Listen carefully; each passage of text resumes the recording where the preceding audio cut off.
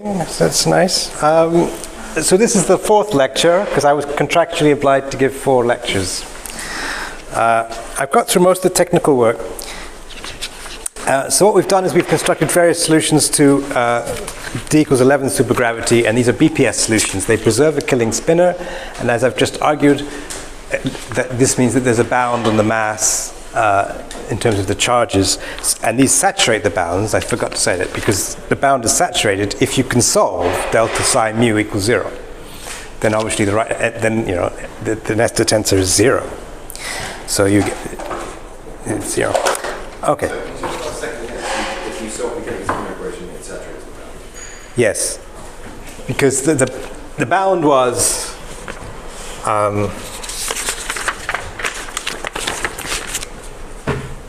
integral of, what was the bound? E u nu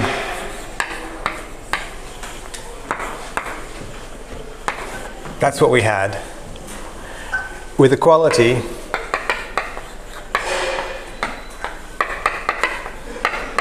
if and only if, well, the Nesta tensor was 0. So that's well,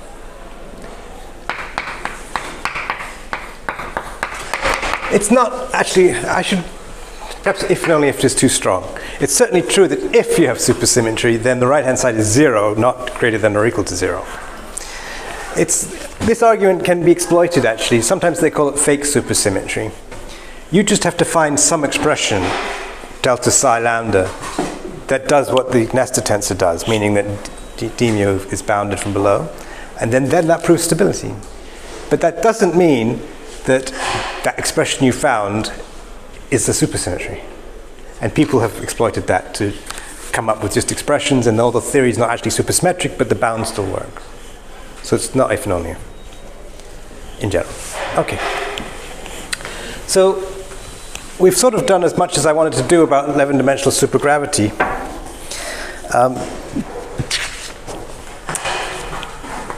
We found what are called brane solutions.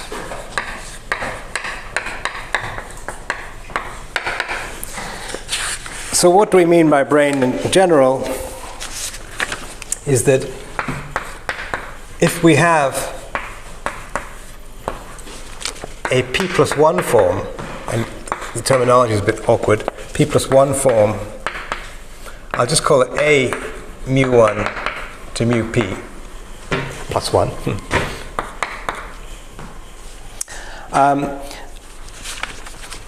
Then we construct a p+2 form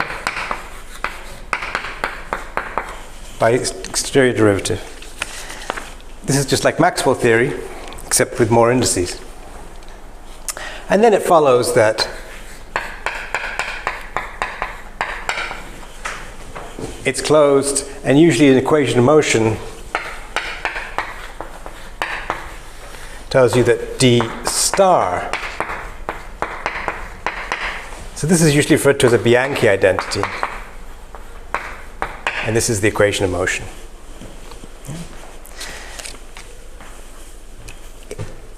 In a sense, what supergravities usually give you is an F which satisfies this, and then you solve the first one by introducing that. But, well, you can reformulate 11D supergravity.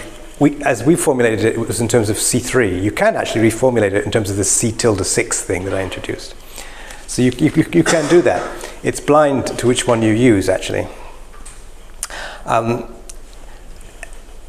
So you have these kind of forms. And there's an electric coupling. So we now have these, associated to these things are solutions which would seem to represent some kind of physical object. So solutions, well, they break.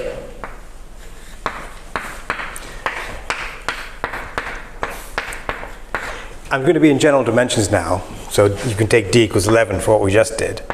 But they would break d down to the Poincare group on the brane, SO1p, and then whatever is in the transverse space, which is d minus p minus 1, I think. D equals 11, p equals 10, yeah. And we would like to think of this actually as corresponding to a real object.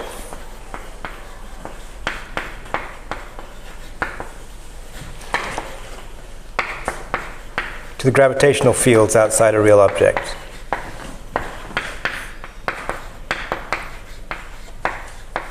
And that's what we might call a p-brane.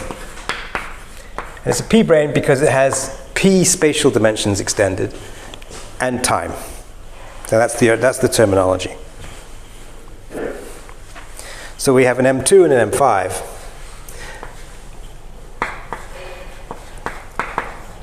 But this is a more general discussion I want to give now. Whenever you have a form like that, with a p+1 form, it naturally couples to such an object. And as we've seen, the natural charge, you might say the electric charge, the electric coupling, right, S electric. Electric would be some tension, and then this is something called the pullback. If you're not familiar with what the pullback is, you have maps which take the world volume of this object into space-time. So they would be x mu of sigma, what do I call it? Sigma m. So these are coordinates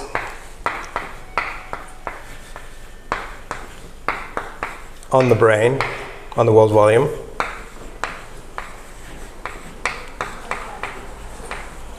And the x mu are functions in space-time. So for us, it's flat space, so they just go after r. And then this, it would be, there's just, in principle, there's 11 of them in M theory, but d of them. So this becomes dm1 mu1 dm p plus 1 x mu p plus 1, and then you contract the mu indices and then the epsilon indices.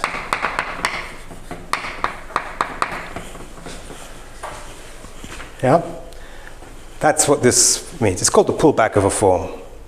But explicitly, you have these embedding coordinates that tell you, you have some surface, it's got local coordinates given by sigma, and then it maps into the big space-time, like that. You should be familiar with this from the string world sheet. So all this generalizes. We call that an electric coupling because of this. And the M2 brane is electric in that sense. But we can always, or at least in all these theories, we can always dualize and actually solve this equation first.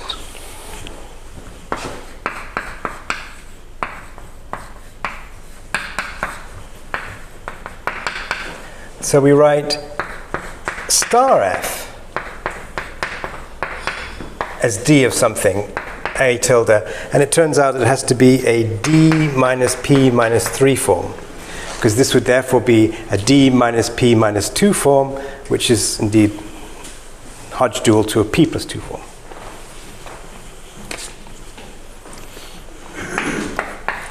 Then the Bianchi becomes non-trivial. And again, in M theory, as I said, there can be terms that that adjust this a little bit, and you have to take that into account, but you can, so you don't, so let's not focus on it. So the Bianchi identity becomes now d star d a tilde d minus p minus 3. So it swaps the Bianchi identity in the equation of motion around. This is just an analogy of Maxwell theory. In Maxwell theory in 4 dimensions, you solve Maxwell's equations by f equals dA, where A is a 1 form. And then you have d star f equals 0, which becomes d star dA, and that's Maxwell's equation. But we do that because we observe electrons. If we'd observed monopoles, we would have done the opposite. We would have solved this equation by setting star f equals to d a tilde, and then we would have a dynamical equation for a tilde. So these objects naturally happen because there's no experimental results on 11-dimensional supergravity as far as I'm aware. But the theory says that you could do either, and indeed we see that there are two types of solutions, so we call the second one a magnetic solution.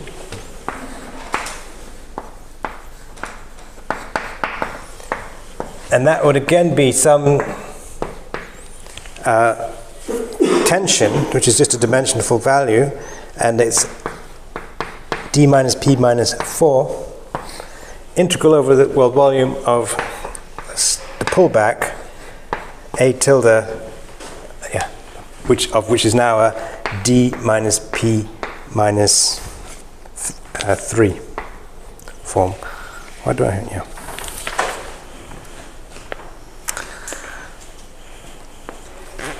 Okay.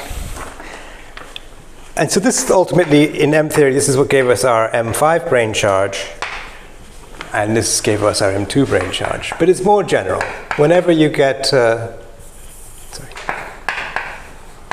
whenever you see a form in these supergravity theories, and they're sort of endemic to supergravity theories, you will always have a choice between the form and its dual, and hence an object that couples electrically and an object that couples magnetically.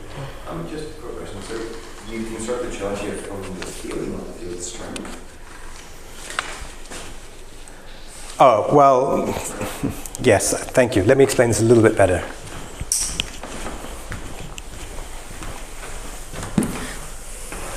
Oops.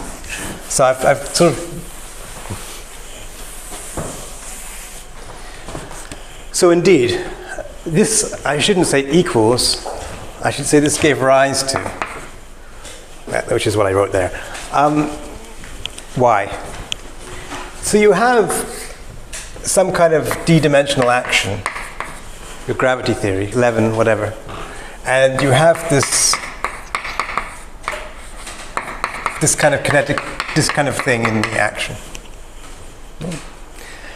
And it's going to have an equation of motion like d star f.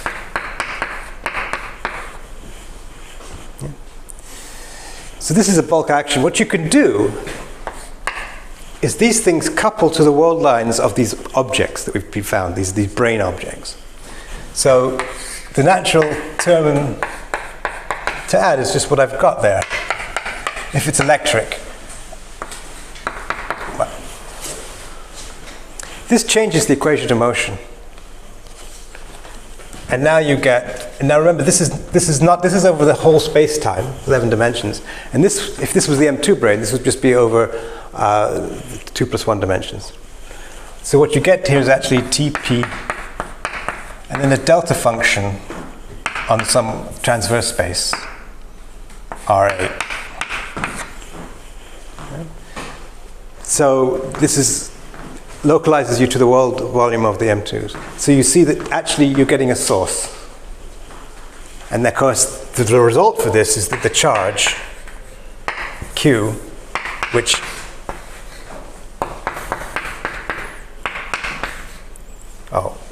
I shouldn't have said. In general, this is transverse, not necessarily R8. So this integral over the transverse space, which is the conserved quantity by Noether theorem, becomes integral over the sphere infinity of star f, and that's not 0. It picks up this delta function. So that's the relationship between the form, which naturally couples to an object, which allows you to add a correction, if you like, or a source term to the supergravity action, so that you change the equation of motion to have a singularity. So, and indeed, the M2 brane solution, for example, it's singular. The M5 actually is not, it's purely solitonic, but I wasn't going to go into that distinction. By which I mean it's purely smooth. Yeah. Whatever the associated sphere here is, I won't write down the dimension. So the A's give you with charge, and also this coupling to the world volume. But of course, for every A, you can always swap it for A dual. But actually, there's a non-local relation, because you see that you have the D AP plus 1 is star D A tilde D minus P minus 3. So to relate the two, you have to integrate. There's not a local, right? It requires knowing them globally in some sense. So that often leads to an analog of the Dirac quantization. Well, often it does lead to an analog of the Dirac quantization condition, which is that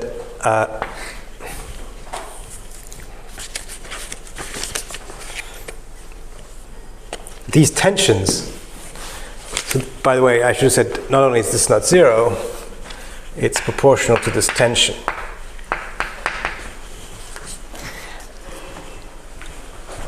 And so you get like a Dirac quantization condition.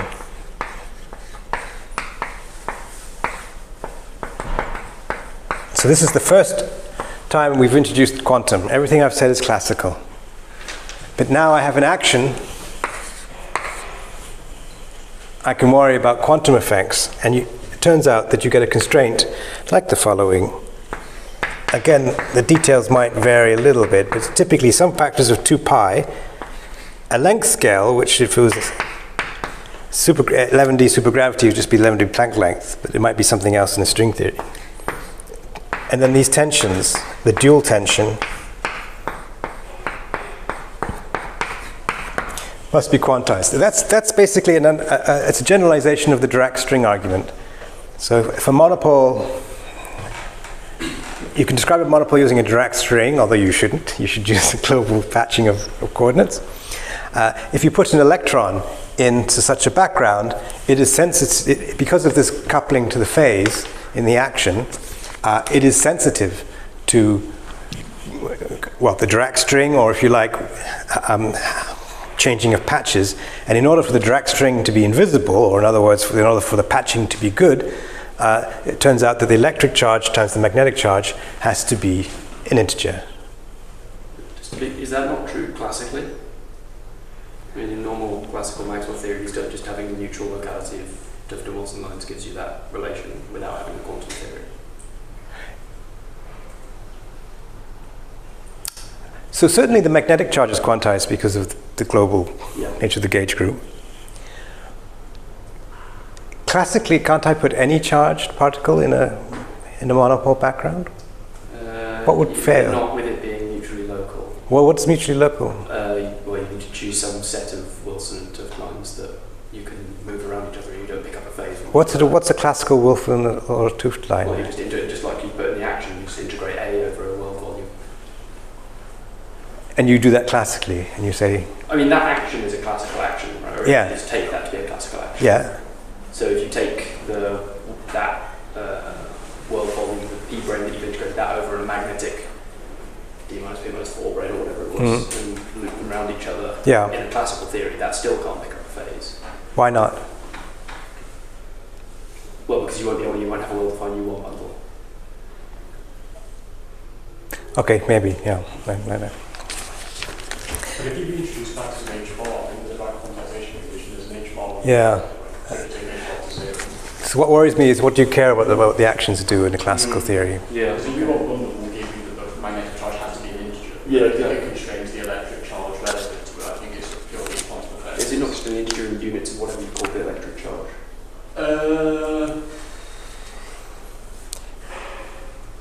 Does it tell you that you can't have two electric charges which are irrational compared to each other? No, I don't think so, but I think if you do, then you can't have any magnetic charges.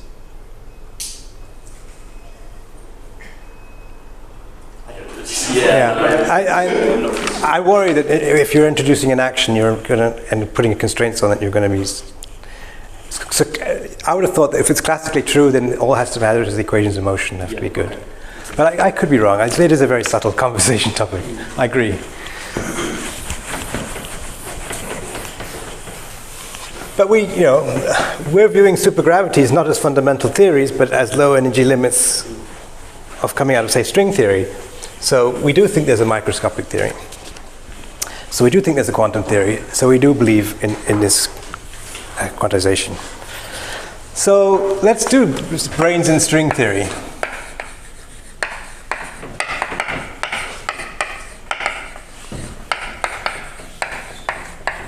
So I've been working in D equals 11 supergravity because I wanted to pick one supergravity and do it properly, so to speak, or not butcher it as much as I would if I tried to handle more. So we found a bunch of solutions.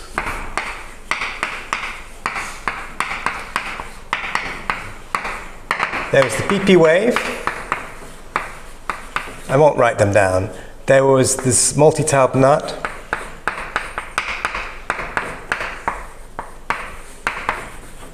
Gibbons Hawking metric, M2 and M5.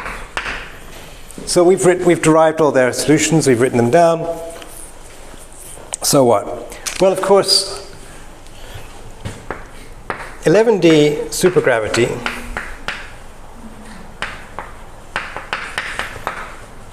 on S1 gives you type 2A supergravity. I mentioned that in the first one. In D equals 10. And this is the effective action of one of the superstring theories. So we can immediately get solutions to this supergravity by taking our solutions that we've constructed already. What do we get? So you get a whole new family. So everything works nice in 11 dimensions in a way because it's sort of a unifier. There's just those solutions. And the first two are just metrics. So remember there's this reduction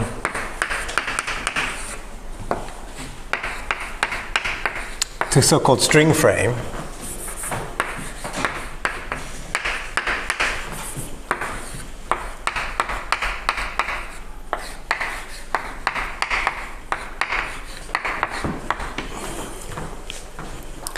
And there are various other rules about how the field's reduced, which I won't reproduce. So what do you get? So if you take the PP wave and reduce it, you get the following solution.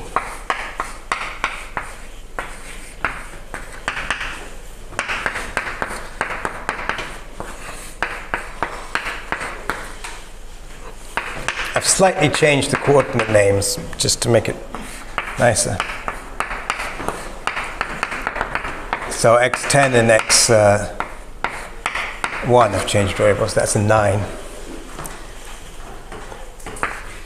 But you get a non-trivial A0 here and a non-trivial dilaton.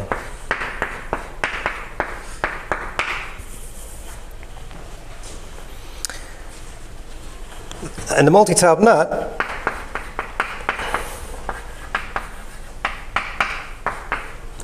gives you the following metric. So these are all 10-dimensional metrics.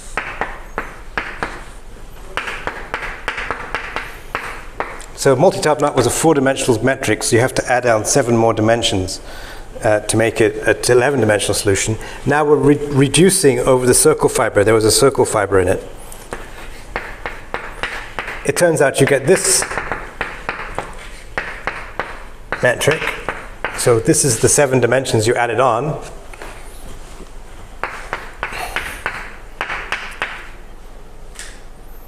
And this is what's left of your taub nut, the spatial bit.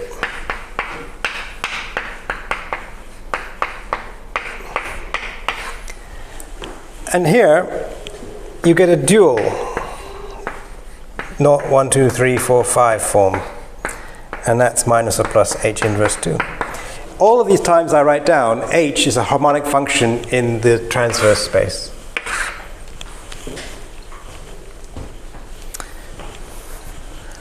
So these become brane solutions. They weren't brane solutions in 11 dimensions, they were just pure gravity solutions. But when you reduce on ansatz like that, you get a one form, a Maxwell-like one form in 10 dimensions from the off-diagonal components of the metric. So these states carry the charges. The PP wave, which was carrying momentum, that's what it was doing, it was a gravitational wave, carrying momentum along the extra dimension, it gives rise to an electric state because that momentum becomes electric charge of this Maxwell field in 10 dimensions. Multi-taup nut is magnetically charged. This is how this is called the Kluser-Klein monopole, or the Sorokin monopole. Sorkin monopole. In 4 dimensions, if you take just Kluser-Klein theory in 5 dimensions, go in a circle, you can take multi-taup nut times the circle. That gives you a solution in 4 dimensions, and it carries a magnetic charge. This carries so if you take 5D Einstein theory, you get 4D Einstein theory plus a Maxwell U1. These states carry electric charge with respect to the U1. They're momentum modes in the transverse space, X dimension, sorry. And these guys are carrying magnetic charge. And they are electromagnetically dual to each other. As we've discussed, that always happens. There's an A tilde. So this is electric with respect to A0, which appears here, and this is magnetic with respect to A here. I mean, yeah, let's just say it like that. Then I can reduce the M2s and the M5s, but here I have choices. By the way, of course, you could do a PP wave in 10 dimensions. That's just a gravitational wave in 10 dimensions. And you can also do a multi-taup nut in 10 dimensions. That's just multi-taup nut times an extra, then it would have to be an R15 in 10 dimensions. So the M2, well, there's 2 ways to reduce it. You can reduce it where you take, say, X2 to be the extra dimension. So you wrap it.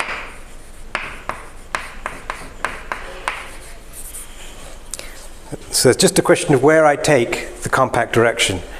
I can always take it, the harmonic function is dependent on these transverse dimensions, but you can always make them independent of one of them if you want. It's any harmonic function on this transverse space. So you could take it to have an isometry. So if you wrap it, you get something like the following. It's going to give you a one-brane-like solution, because you're taking one of the dimensions of the M2 branes and you're compactifying it. And it turns out you're going to get this. Fun. I think these factors are right. I hope so. I did work them out.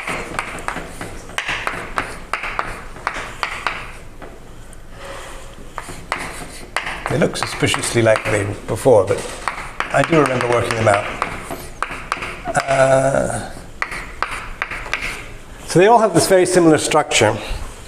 And here, B is not 0. B is the field that came from B mu nu is C mu nu 10. And then there's a dilaton profile.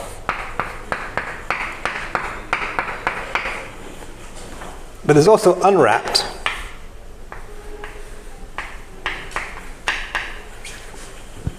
Well, basically then you still have a two-brane-like object. You're just saying that one of the transverse dimensions is compact.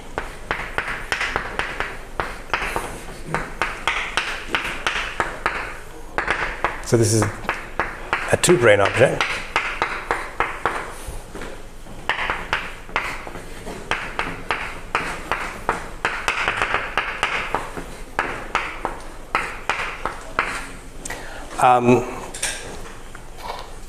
There's still a C field, so it's the same as what we had before. It's basically the same solution, it's just that the harmonic function is only harmonic on R7, not R8. E to the phi is h to the 1/4. And then you can do the same for the M5 brane. Wrap it or not wrap it. Can you explain again what you mean by wrapped and unwrapped? It's a question of where, so what we have to do is we take our 11-dimensional solution and we take a direction that we're going to call the extra 10th Dirac direction. Yeah? And we need that to be an isometry. So nothing can depend on it. We could take it to be one of the directions of the M2 brane or M5 brane. Yeah? That corresponds to wrapping it on a circle. We're saying that one of the directions along the M2 brane or the M5 brane is compact. So we're wrapping it. Yeah? That's in addition to the splitting of the 11D. Yes. In addition. Yeah. So for the M2, we're saying X2, for example. is compact. For the M5, maybe we say X5 is compact. That's wrapping it. But there's also the opposite. You could say, no, I'm going to keep those directions large, but I'm going to imagine that one of the transverse directions is compact. What that means is I have to take the harmonic function cannot be a function of all of them. It can only be a function of one less. Another way to say it is formally another way is you take a parallel array of them, because you can stack them wherever you like, so you can make a periodic array of M2 branes. That produces something that's got a discrete isometry, and then you can compactify that direction. In practice, you just smear it. You just say that the harmonic function is not an arbitrary harmonic function. It just doesn't depend on one direction. So the brane keeps its size. An M2 brane unwrapped goes to a 2 brane below. A 2 brane that's wrapped goes to a 1 brane. Similarly, the M5 brane goes to a 5 brane if it's not wrapped, and a 4 brane if it is wrapped.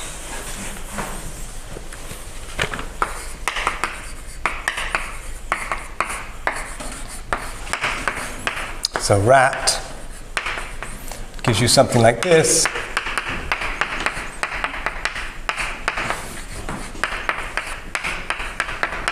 So that's going to be X4.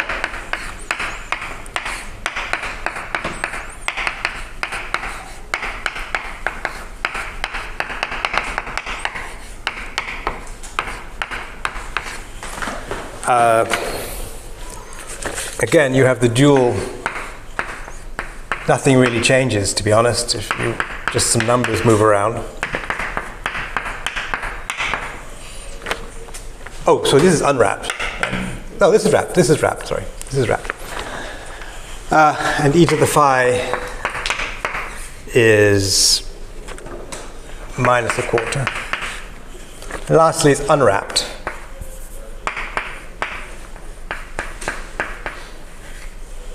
So then you'd get ds squared is, or what do you get? That's slightly different.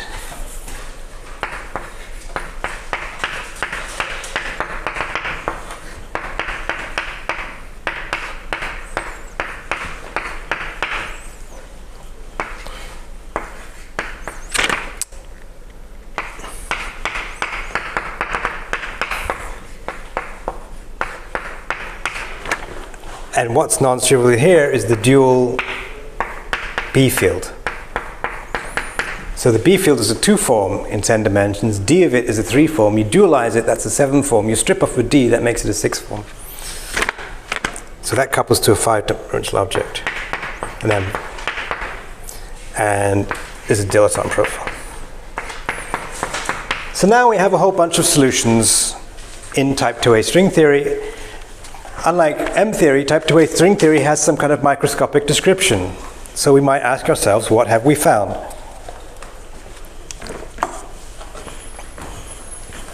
So we have all the solutions. Let me draw it just schematically. I don't need to write down the actual things. So PP wave went to a particle, and it's called a D0. The M2, well, we could wrap it and it went to a string.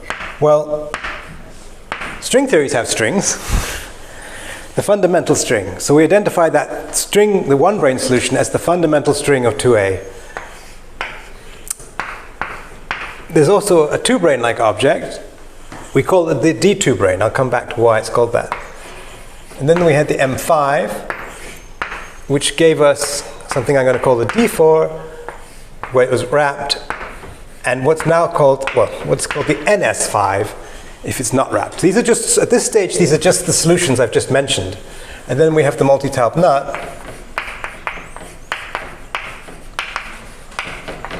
And that just gave us what I'm going to call a D6. All of these D solutions are known as D-branes. I'll come back to them in a second. So here, of course, this is the fundamental string.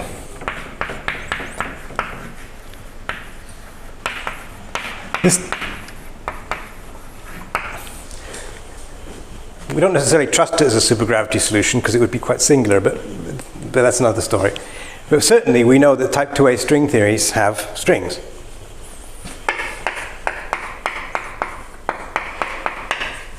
So these are the objects that we expect to see in string theory. So yes, a fundamental string. I do expect to see that in a 2A string theory. It has a magnetic dual, and that's this guy.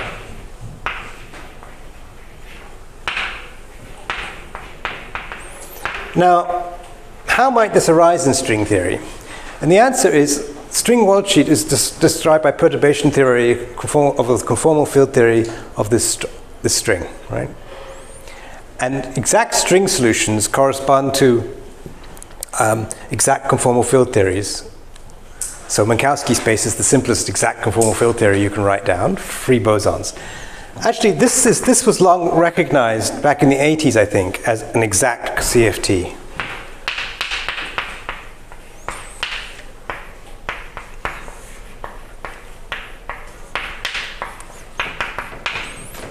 Do I still have it here?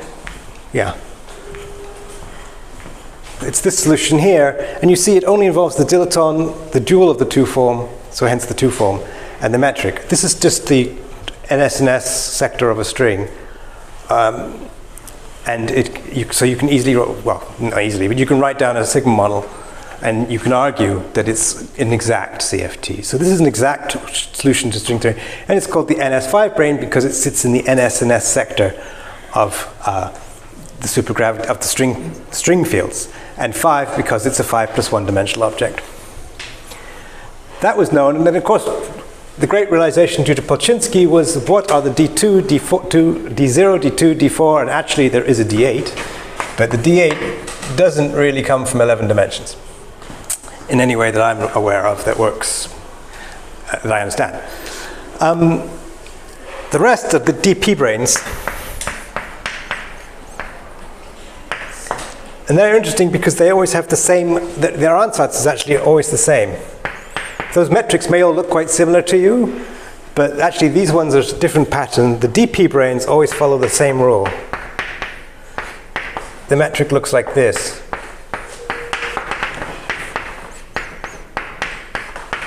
There's an h to the minus 1/2 here, and an h to the 1/2 in the transverse space.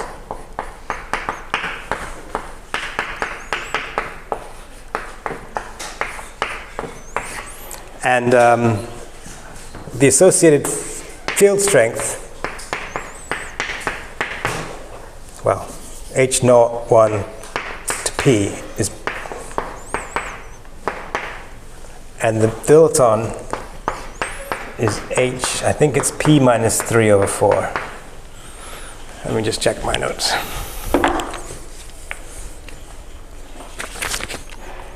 No, it's minus P minus 3/4. So they always have this ansatz, you pick a P. So P is even.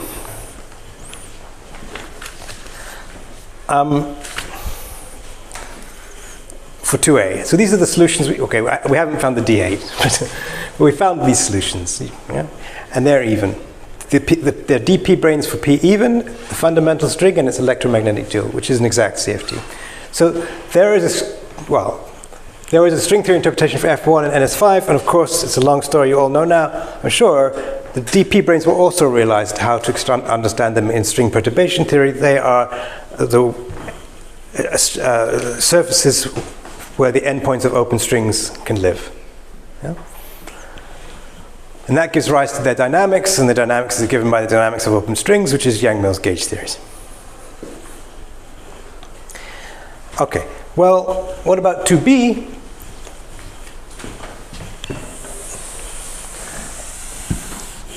What do you get in 2B?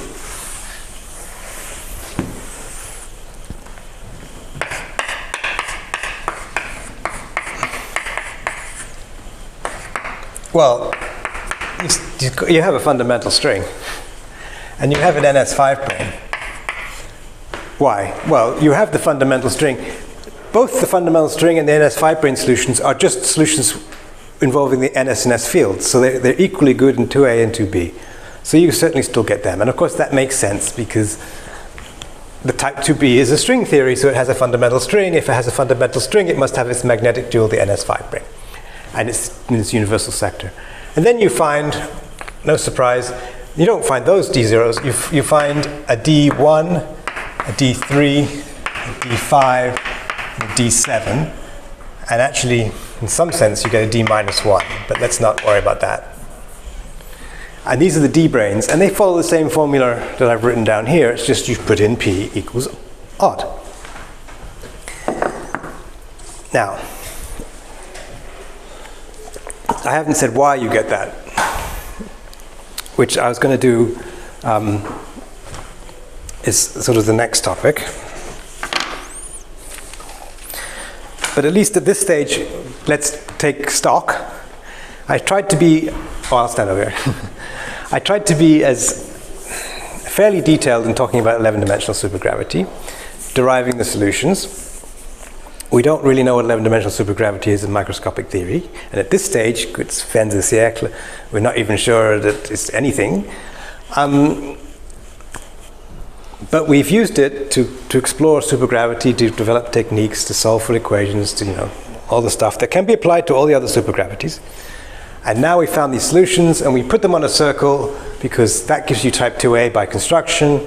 And now we're saying that we've recognized all these states as states in string theory, not in supergravity, but as states in string theory. Most of them are d-branes, but there's the fundamental string and its magnetic dual. And 2b, well, there's another set of d-branes, I haven't explained why yet, a fundamental string and its magnetic dual. Okay, so let's do string theory a little bit.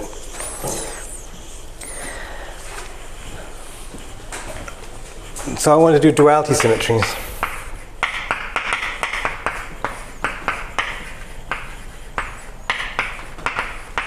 Of string theory.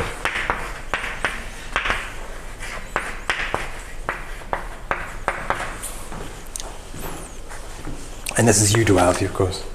Well, T U.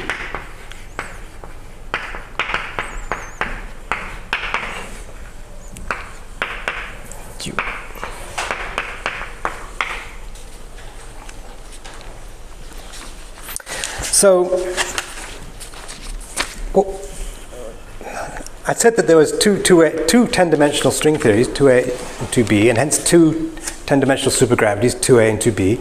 And these are the solutions. So they are explicit solutions. I didn't tell you how to construct these ones, but whack them in, they'll work. We did construct those ones.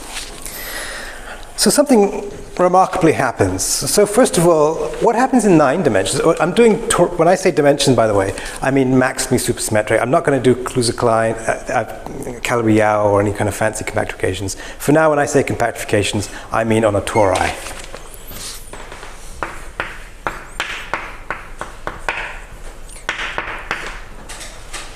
This is where you preserve the maximal amount of supersymmetry, because as I said, if you have lots of epsilons, then you get covariantly constant vectors, and those means that you can factor off circle directions. Okay, well, the first thing is it's known that it's type 2a string theory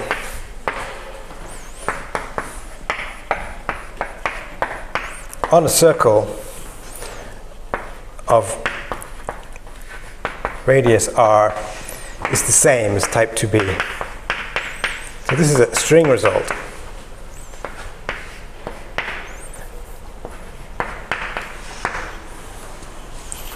Yeah. You can prove it on the world sheet. It's a feature of string perturbation theory. It's not in our subject because we haven't done string world sheets. So that's one way you can construct these solutions.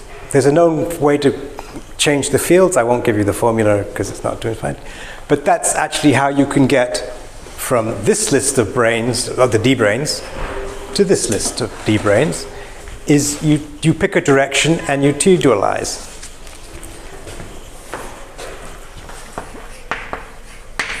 A dp brane wrapped. So let me, maps to, well, a dp minus 1 brane unwrapped.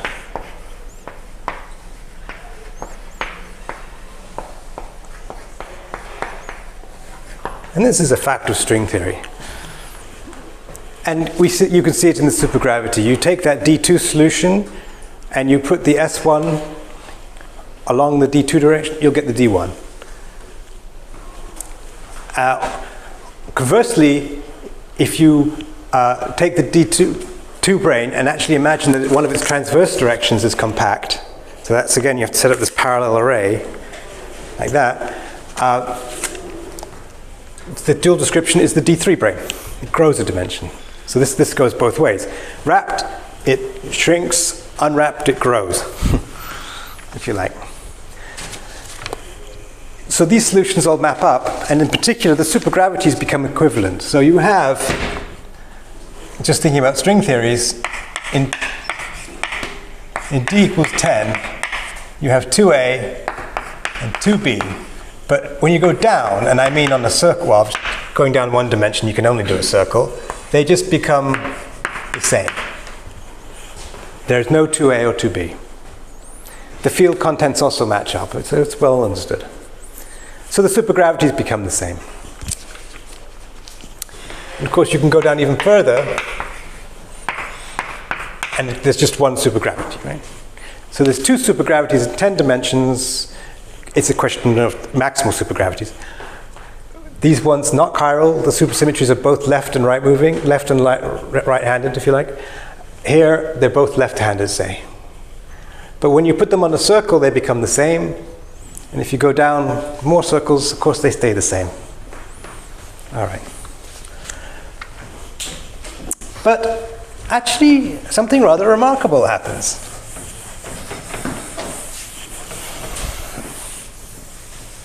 I mentioned it before.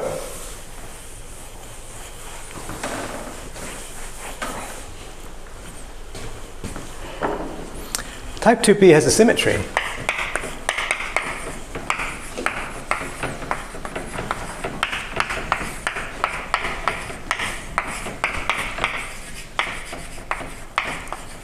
It came out of the blue. It's something you get when you construct it. You didn't ask for it, it comes. So this means that there must be an SL2 in all of these theories.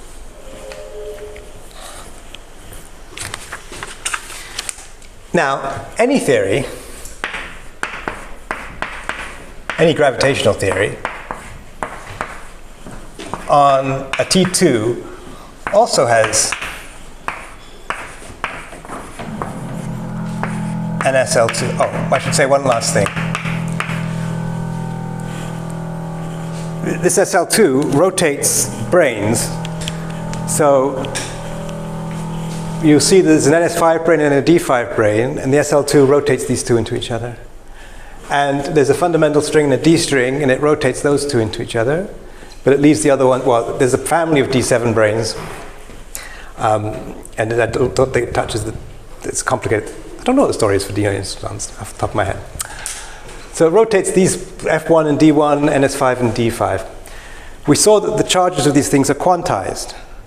So you can't have a continuous symmetry. The supergravity sees a continuous symmetry at lowest order, but it must be broken in the quantum theory.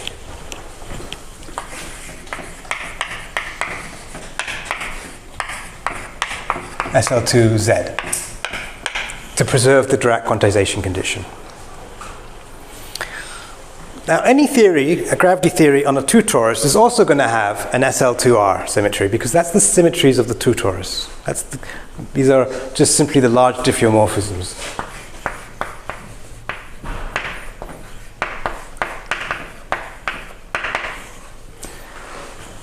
Okay. So let's go to 8 dimensions.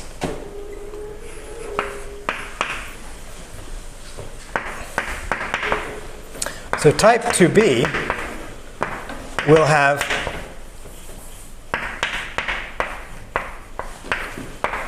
SL2Z, and it's also going to have, well, actually this is an R. This is always, because it's not continuous. it corresponds to twisting the torus when you go around. So it's got the SL2Z you started with, and now it's got the SL2Z coming from the 2 torus. Yeah? But this is the same as type 2A, which is the same as 11D supergravity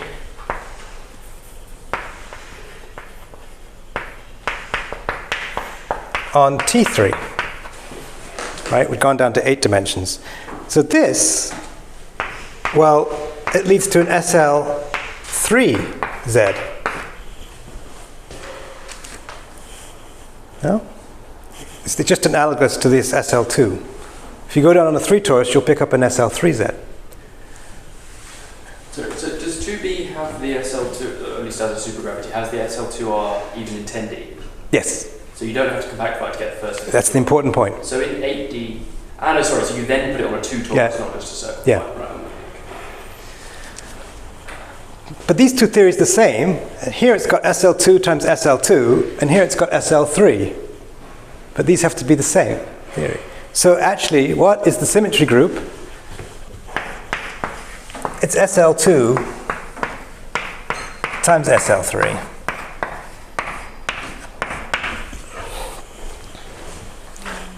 And it just pops out of nowhere. So from the point of view of 2B supergravity, you miraculously had an SL2 to start off with. It's an S-duality. It swaps strong and weak coupling. And it's mysterious, to say the least. But it's there in 10 dimensions. You go down to 8 dimensions, you expect to see an SL2 times SL2.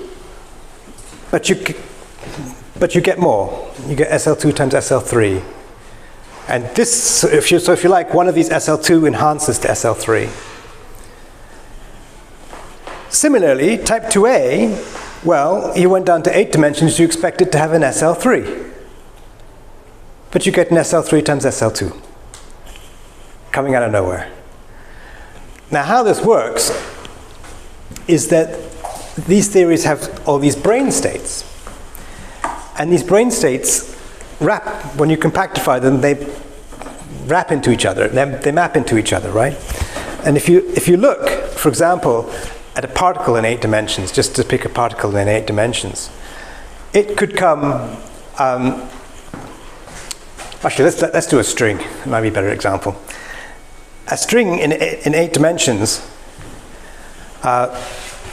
could come from, of course, a string of type 2A, but it can also come from a wrapped D2 brane if you wrap one of its dimensions. Yeah. Or if it came from type 2B, it could come from the fundamental string, it could come from the D string, or it could come from a D2 where you wrap 2 of its dimensions. So the strings in 8 dimensions come from a variety of sources in 10, but they're all equivalent, and they all actually enhance to this larger symmetry group. And then it continues. As you go down,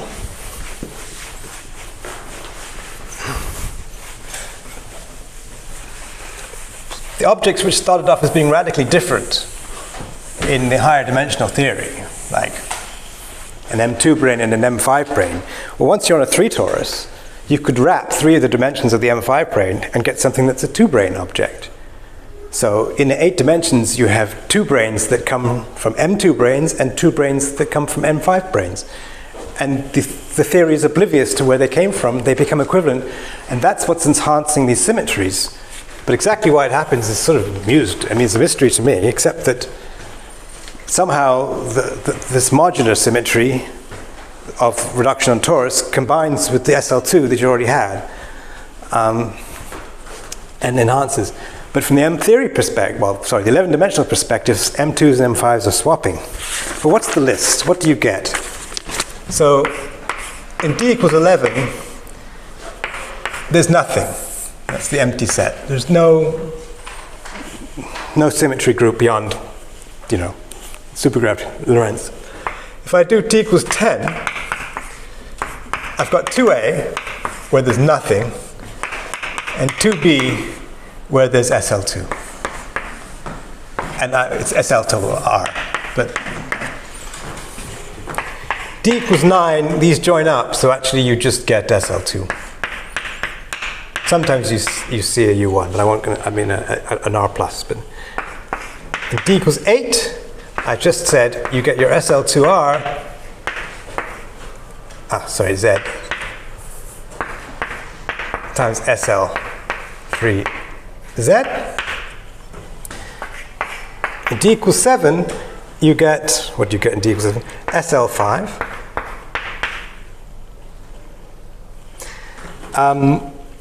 D equals 6, SO55. For those of you who know T-duality, this looks like a T-duality group.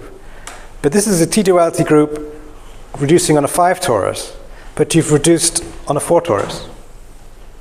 So it's bigger than you expect. And D equals 5, you get E6. And that, to me, it's like, wow, how did the exceptional groups come out of supergravity? It still amazes me.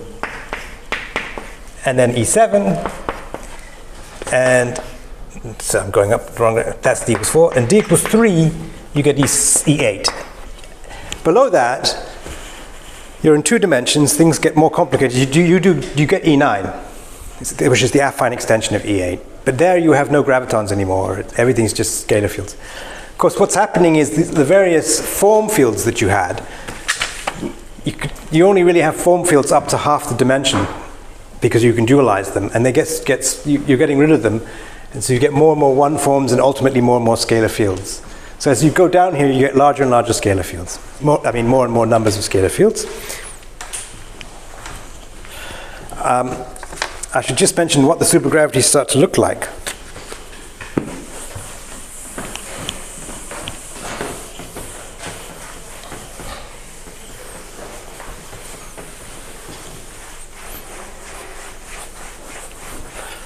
So roughly speaking,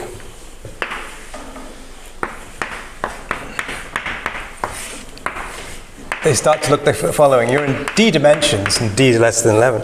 So, actually, I'll do it this way. You have R times the star of 1, the Einstein-Hilbert term. And by the way, to see these symmetries, you're an Einstein frame. Yeah. And then you're going to get 1/2. This is where the scalar fields live, and they have an action that looks like the following. Star G inverse dg, wedge G inverse dg. I'll have to explain what I mean in a second. So this is where the scalars live.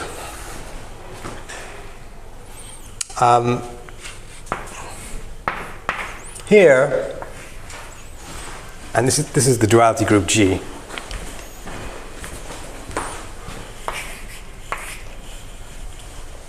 But the continuous version. So G over the reals, but then you mod out by the maximally compact subgroups. I'll explain what this means in a second, I'm just writing it down. And then the last thing you get would be a bunch of form fields, and it depends on the dimension. But they will look like star dA, I've written, and this is some p+1 form. And this is schematic. So you get a bunch of p forms, p+1 forms, and they're labeled by I. So there's some range of them. And they always sit in a rep. I equals 1 up to some dimension of some rep of G. So for example, if you're in D equals 5, the only p forms you have are 1 forms, because a 2 form would have a 3 form field strength, which you dualize back to a 2 form field strength, which you then swap for a 1 form gauge field. Yeah. So you only have 1 forms, scalars. You always get scalars, and a gravity in 5 dimensions. What does this run? It runs to 27.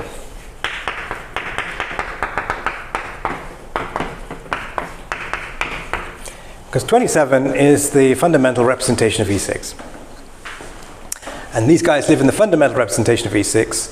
And these guys are living in a coset of E6 modulo the maximally compact subgroup, which is escaping me at this particular moment what it is for E6. What does this mean, by the way, and what does capital D mean?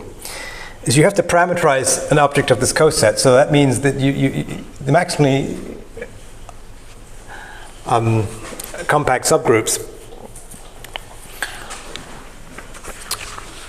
are what you get. Well, roughly speaking, you arrange your generators into the Cartan subalgebra, raising generating and lowering generators. If this doesn't mean anything to you, don't worry, because it's a whole other lecture series. So these are the guys that you can commute with each other. These are the raising operators. And then these are the lowering operators. And H is the compact subgroup is usually basically E minus alpha. So for SL it's SO. So this for SL2 this would be SO2. And I forgot what it is for E6. For E8 it's SO16. It's SU8. Oh, I still can't remember. Okay, I should have written down. So you have to parameterize these cosets, which means that you take, for example, typically, of course, there's different ways you could do it, is you take these to be some fields times the Cartan subalgebra, some fields times the raising operators. If you wanted any element of the group, you'd have to have some fields times the lowering operators. But what this parameterization does by saying you're in G mod H is you kick those off. And then DG, or more precisely G inverse DG, is the projection of the derivative onto this subspace. I don't have time to do this justice, so I'm just trying to just give you a sketch as to what this looks like. But it's constructed in such a way that you always have global G invariance. So you can multiply through by an element, this G, by an element on the left, a constant element of G. You can also multiply through by, you've gauged this H, if you like. So you can multiply through on the right, remove the degrees of freedom of G in H. Okay. So G minus H. So that's roughly speaking what they look like in a very crude sense. And I've messed up. I've missed several details. Like if this P form is half-dimensional, you have to worry about self-duality. What's GP by J? Oh, this is just a metric on this representation. So it's a metric on whatever this representation is. 27. It's just delta. You can just take it be delta. It's suitable. That's what they tend to look like. So what we see is that there's an enhancement of symmetries for no clearly understood reason. So, okay, 2b had a symmetry in 10 dimensions to start off with, God-given. But when you go to 8, you see an enhancement. It's all a bit, these are stringy versions of what's called Euler's symmetry.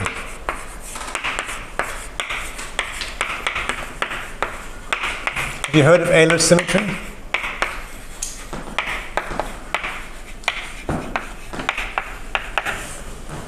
No? So this is the godfather of all these things.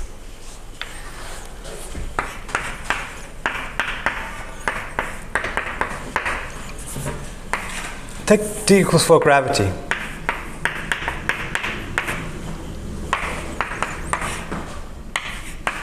Well, we would write it like this. R star 1. Yeah. That's nice theory. We compactify it.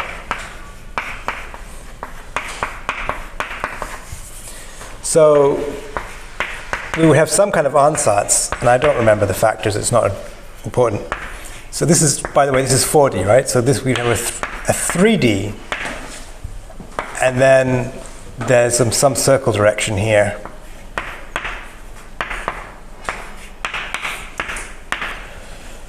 So there might be some dilettante here or whatever. And you need to go to the Einstein frame.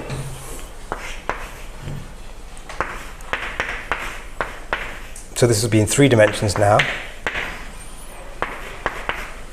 And you get a Maxwell term and a dilettante term. I don't know what the powers are exactly. That's what you're going to get, right? But in 3D,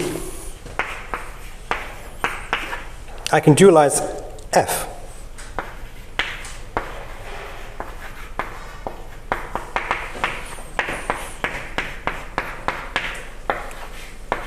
I don't know, F equals d chi. Yeah.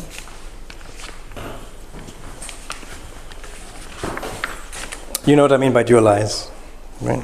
You basically you add a term like chi wedge df, and then you integrate by parts to make it d chi wedge f, then you integrate out f, and then you find that f is star d chi, and you just get some other action. The action you get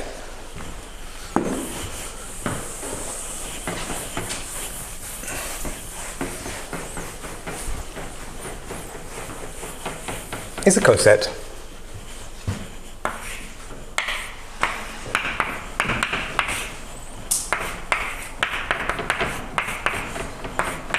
And then it's going to be something like, well, I should d mu tau bar over tau minus tau bar squared, where tau is chi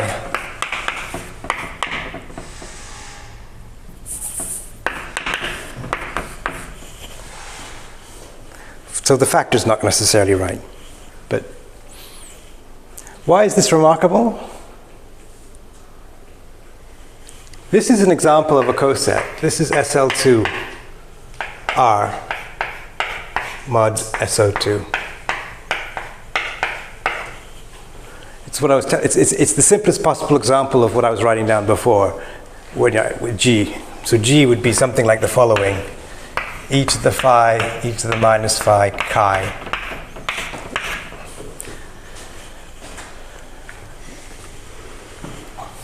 And what you've done is you've parameterized an element of SL2 R, but you've used the local symmetries to set this guy to 0. You've gauged away this component, if you like. Sorry, what's the quotient there? SL2R. SO. If you do this right and stick it into what I said before, you'll get this action. And so it has a symmetry, which is multiplication by, on the left, by any element of SL2. So pure gravity, pure four-dimensional gravity, compactified on a circle, has an SL2. And nobody knows where the hell it came from.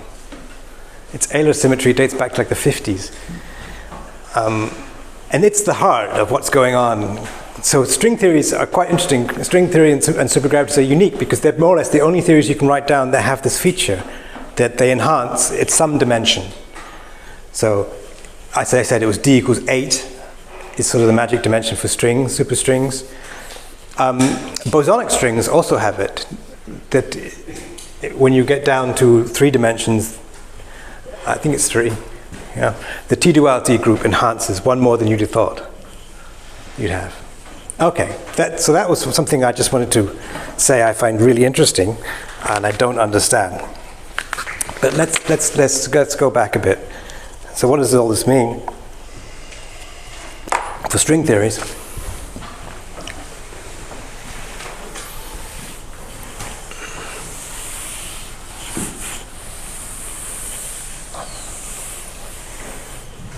And of course the magic thing is you've gone to a dimension where you're just left with scalars and everything enhances for pure gravity. All right, so this is the idea of U-duality. And the bottom line is all these symmetries are exact.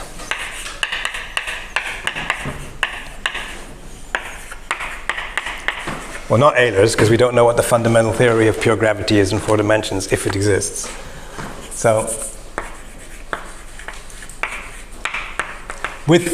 would taken over the finite field version over Z are exact.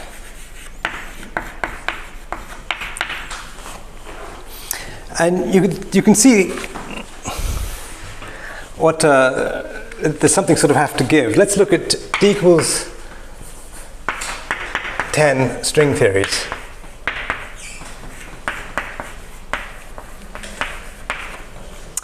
There's 2A, 2B, and we haven't really discussed them. There's the n equals 1 theories, heterotic EA cross EA, heterotic SO32, and type 1, which has also got the gauge. This is open and closed strings. This is just closed strings, closed strings, closed strings, plus d-branes now. There's 5 of them.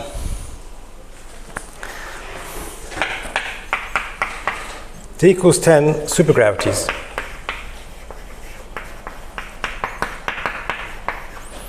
Two A, 2B, and then I'll just call it n equals 1, or type 1, E8 cross E8. So this type 1, I mentioned them briefly, that's minimal supergravity coupled to a gauge field, and anomaly cancellation tells you they've got E8 cross E8, or minimal supergravity SO32.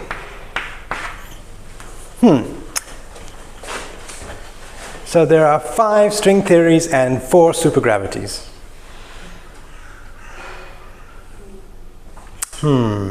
Took people 10, 15 years to penny to click. You look puzzled, I take? Just heterotic supergravity. What about heterotic supergravities? Yeah, that's type 1 I'm calling it. Oh, okay, you're calling it type 1. Yeah, because it's n equals 1. This is n equals, remember why this is type 2 because there's 2 supersymmetries. Yeah. This is type 1 because there's 1 supersymmetry and that's the gauge group. Type 1 because there's 1 supersymmetry and that's the gauge group. And it's Green-Schwarz anomaly cancellation that tells you these are your true choices of gauge group. Now the confusion was that nobody trusted supergravity because it was an effective description, and the great theory of everything was worldsheet string theory, perturbative expansion. And for sure, there are 5 perturbatively distinct theories. If you compute some scattering amplitude in these theories, they will not agree with each other. But when you look at their low energy effective actions, there's only 4. So first, I guess I wasn't around, but I guess the idea was, well, that's supergravity. What is the effective action capture? Well, the answer is, well, the effective action captures a lot, because effective actions and effective theory can be very smart, very helpful if in the right hands. Any sort of phenomenologist is always doing that, and condensed matter physicist or whatever. So supergravities, and again I'm talking about the stringy ones, are only effective theories. That's true.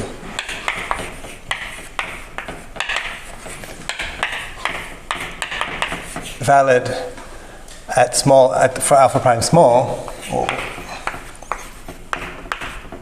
more precisely, where momentum squared times alpha prime is small. That's the dimensionless cover. So 2 derivative approximations. But their symmetries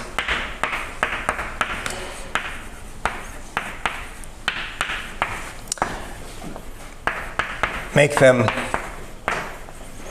exact at 2 derivative order.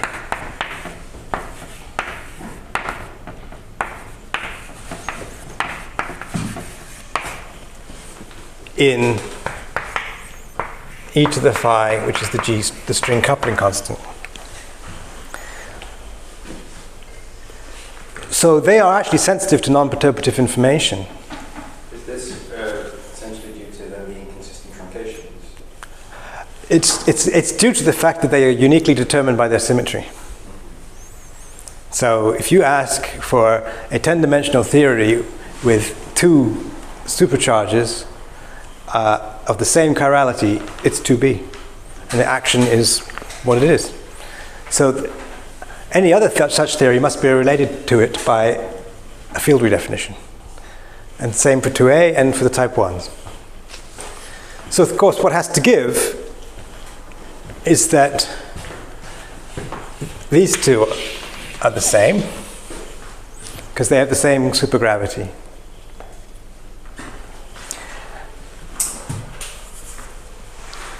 They're wildly different to string theories, and this coupling does correspond to G string goes to 1 over G string, or roughly speaking phi goes to minus phi.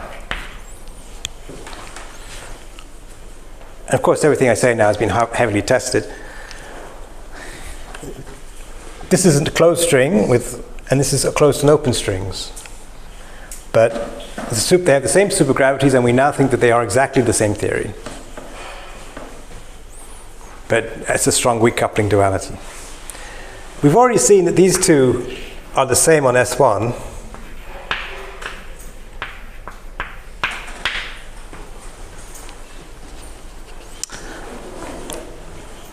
So a more modern way to think about them is imagine a 9-dimensional string theory. That's unique. It has two different 10-dimensional limits, one of which returns you to 2A and one of which returns you to 2B. So they're sort of secretly the same. Yeah.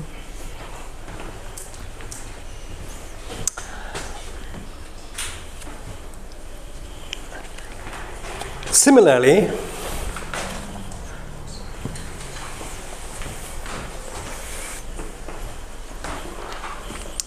these two are actually kind of, so this is the same on S1. What do I mean by that?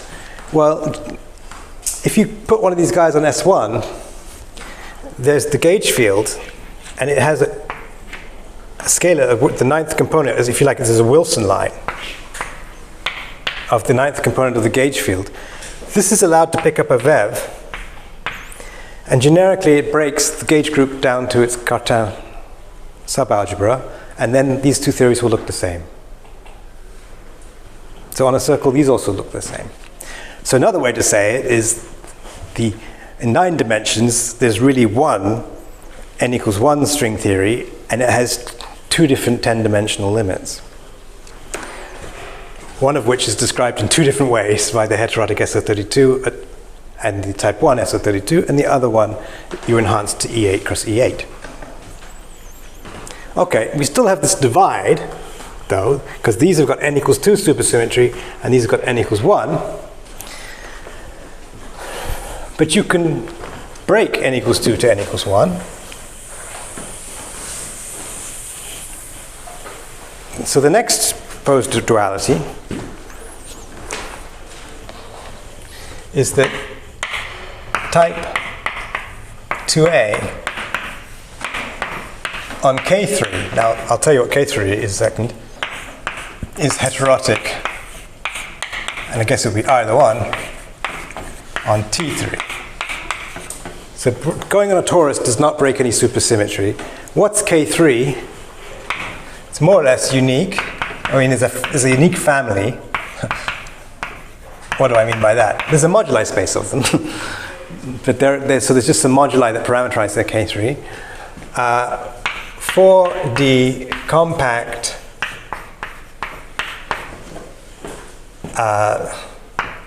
for the compact manifold with precisely one killing spinor.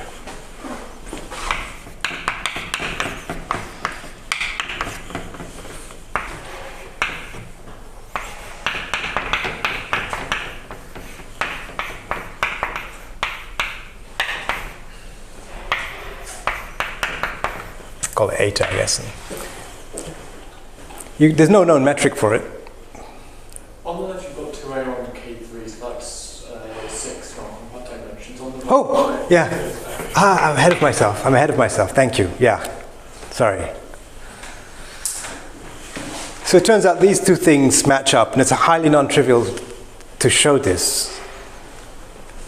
And you need to know quite a bit of string theory to match it. 2A on K3, you have to know how to do Kluser-Klein theory, so you have to reduce all your p-form fields in terms of harmonic forms on K3, and K3 has interesting harmonic forms. It's got 22 two-forms, 19 of them are self-dual, 3 of them are anti-self-dual, and that fits into the spectrum, so you actually get a natural SO 19,3 symmetry coming from the geometry. Heterotic string theory also gives you SO 19,3, and this comes from the so-called Narayne compactification lattice of when you look at the worldsheet description of string theories. So this SO 19,3 appears in 2 different ways and maps together.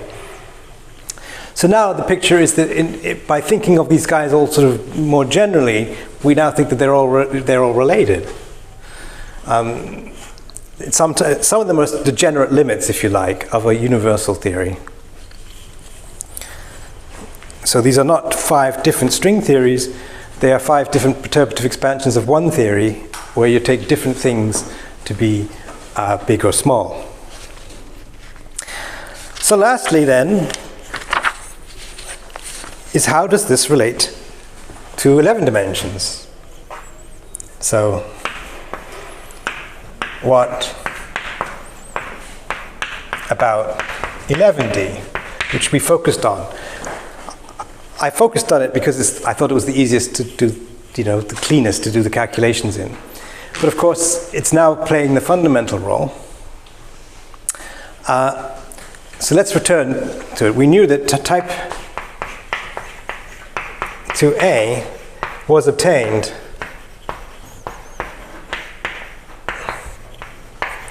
from 11D on S1, complete compactification. The D0 branes carry 11D momentum.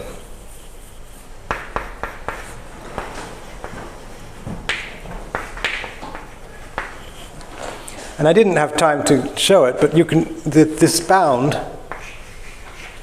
the ADM mass of this D0 brane solution, well, it's going to be like the number of D0 branes over G string. So all these D branes have a tension that goes like 1 over G string. Not the fundamental string, which tension is order 1, or the NS5 brane, whose tension is 1 over G string squared. All the D branes have tensions that go like 1 over G string. And what's in the numerator is proportional to the number of them, right? You're thinking of these tensions as arriving from 1, 2, 3, 4, 16 billion D branes. And the idea is that this matches perfectly to N over R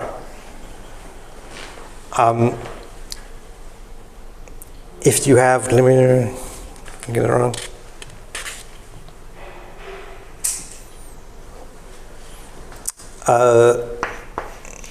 R equals G string, L string, so I've missed a, yeah, there's a L string down here, because this is not got the right units, right? G string is unitless. So, and L string, of course, is square root alpha prime. And why would you write it like that? Because this is the D brane spectrum, but this is a Kluser-Klein mass spectrum. With, and you know this, the momentum in the 11th dimension is, because these are supersymmetric, their mass equals the charge, and in this case the charge is n. So actually I should say this is an absolute value, because of course it's positive, and P11 is n over r. And these saturate the bound that the mass is the absolute value of the momentum. Yeah. These are the BPS states. And so the whole idea of the D0 branes is that they are non-perturbative states in 2A string theory, which carrying the 11-dimensional momentum. And if you could incorporate them, you would recover the 11th dimension. And hence, we think there is a microscopic theory underlying 11-dimensional supergravity, and we call that M theory. Well, you might call it M theory, since we don't really know what M theory is. People may like to define it in different ways. So, M theory, which in this way, it's the strong coupling limit, meaning G string goes to 0 of type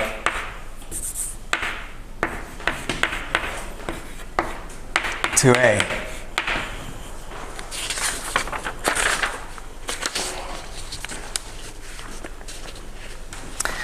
And this allows you to lift these dualities even further, and this is what...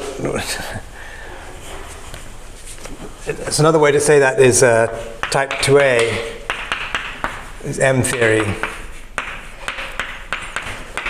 on S1 with G string equals R over L string.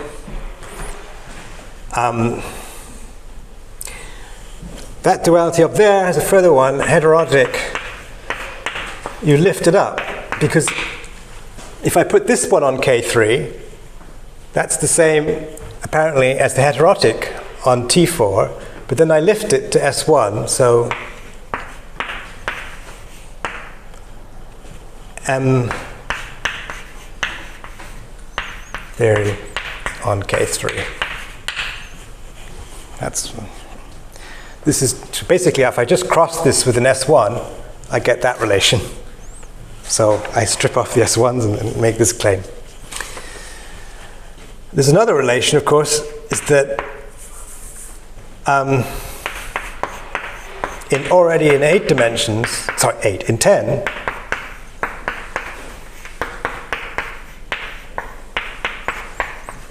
on an interval, and this interval is usually called S1 mod Z2, which is just an interval. When I first read these papers, I said, what are you talking about? If you take a circle and quotient it by Z2, you get a smaller circle. But they don't mean to quotient it by rotation by pi, by reflection, so you get 2 fixed points. You're quotient it by that. Flip. Not by that. Okay. And then the other ones all sort of follow from this. Type to be, well, so often you see this diagram, which you must have seen 100 times. How many nodes do I need? 5, 6.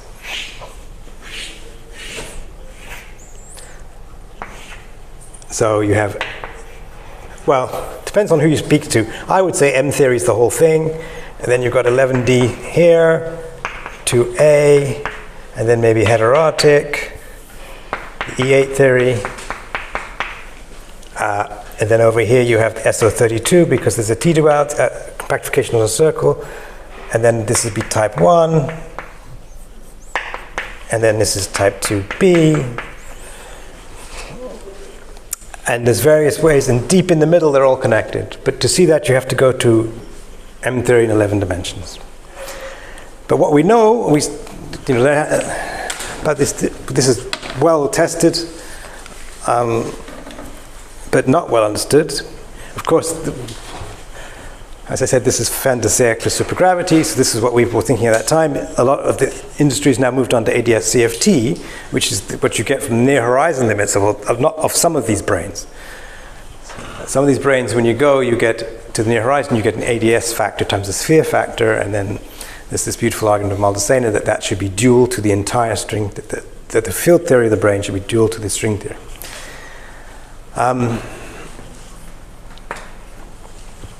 But the important story in this is what you consider to be fundamental in one object is not fundamental in the other. So fundamental string in one picture might be a wrapped brane in the other picture. And that's all encoded in the supergravity because the supergravity is both smart and dumb. It's smart because it's exact to all orders in G string, so it sees non-perturbative information. It's dumb, although that's a bad use for it, because it doesn't care where these branes came from. It doesn't know the difference between a Nova-Schwarz 5 brane and a D5 brane. They're just 5 branes to it. Anyway, I think that's more or less all I wanted to say. I know you've stayed late, so I'll thank you for your attention, and if you have any questions, I'll be happy to answer.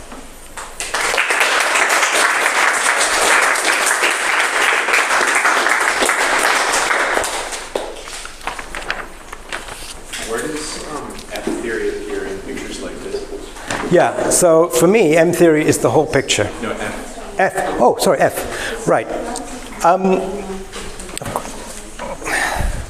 So F theory is the following. It's really F theory is non-perturbative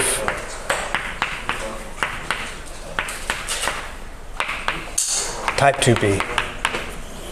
So type 2b, and it's universally meant in the following context. You take it on take this on a Calabi-Yau threefold. That's the game people like to do. It gives you 4D physics, yeah? But this theory has a tau, has a dilaton, not dilaton, well, has a tau, which is the a plus e to the ISI phi. And this is the guy that the SL2 ZX are. You can have solutions then where this tau is non-trivially fibered over the yeah? So tau is non-trivial over this Calabi-Yau threefold. Now, tau parameterizes a torus. You can think of it geometrically, and you can think of this SL2. So you can think of this as the complex structure of a torus, and this is fiberish. Then you can think of this as equivalent to fibrating a torus over a Calabi-Yau threefold. So mathematically, it's helpful to think of this as more generally than just T2, an elliptic curve, fibered over Calabi-Yau 3, and that you might think of as a Calabi-Yau fourfold. So these solutions look like Calabi-Yau fourfolds in some sense, and that's this trick is called F-theory. Okay. So it looks like a 12-dimensional theory, but I don't think anybody views it as a 12-dimensional theory in this. There's no gravitons propagating in 12 dimensions. But the solutions to this theory include things that look like a 12-dimensional geometry.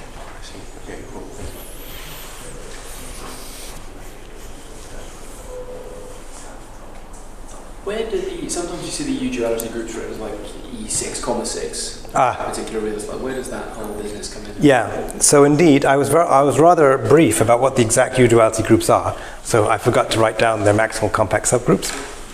But the other thing is, when it's E8, it's not the compact form of E8 that appears. Right. It's a non-compact form of E8. And so it's E8, 8, and it's telling you the number of non-compact dimensions.